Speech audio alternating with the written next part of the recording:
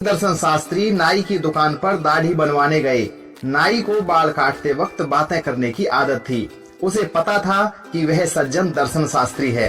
अतः नाई बोला, साहब मुझे तो लगता है कि भगवान नहीं होते। दार्शनिक ने पूछा, यह तुम कैसे कह सकते हो? नाई बोला, अगर होते तो वह दिखाई देते। दुनिया के लोगों को दुख दर्द नहीं मिलता।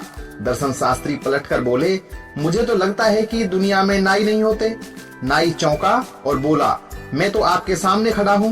दर्शन शास्त्री ने कहा, तो फिर सामने की दुकान पर जो सज्जन खड़े हैं उनकी दाढ़ी इतनी बढ़ी हुई क्यों है? नाई बोला, साहब वह न मेरे पास आते हैं और न ही कभी किसी अन्य नाई के पास जाते हैं। दर्शन शास्त्री ने कहा, इसी तरह भगवान भी हैं, पर लोग उनके पास जाते ही नहीं, वरना वे इतना कष्ट क्यों उठाते?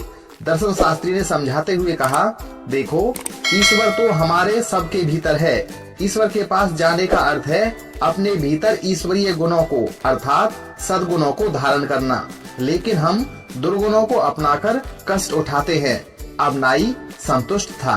तो दोस्तों, आंख मूंदकर किसी विचार को मानना अंधविश्वास है, लेकिन बेहतरी के लिए अपनाया गया विचार विश्वास कहलाता है।